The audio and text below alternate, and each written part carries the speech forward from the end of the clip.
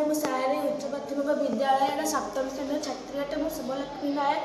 आमर यही प्रकल्प नाम हूँ आत्मनिर्भर कृषि टेक्नोलोजी और प्रकृतिर समय जहाँ विकसित भारत 2036 एक गुरुत्वपूर्ण स्तंभ जैविक कृषि लाभ आम यही मॉडल देखा जे किपर आम कंपोस्ट और जीवमूत या बाह्य रासायनिक सार उपर निर्भरशील को शून्य कर माटी को सुस्थ रखा और खाद्य को विशुद्ध कर टेक्नोलोजीर भूमिका आत्मनिर्भर कृषि टेक्नोलोजी श्रम एवं समय बचाई था एठार देखा ड्रिप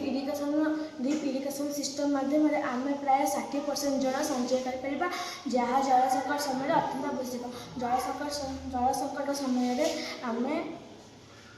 ड्रिप इरिगेशन सिस्टम माध्यम पुनर्बार व्यवहार कर ड्रोन व्यवहार कर फसल रोग को शीघ्र चिन्हट कर विषय सिद्धांत हो मॉडल प्रमाण करे पुराणा जैविक पद्धति को आधुनिक टेक्नोलोजी सहित मिसाइले ही आम कृषक मैंने आत्मनिर्भर हो पारे और आम देश विकसित भारत आड़ को अग्रसर हो पार।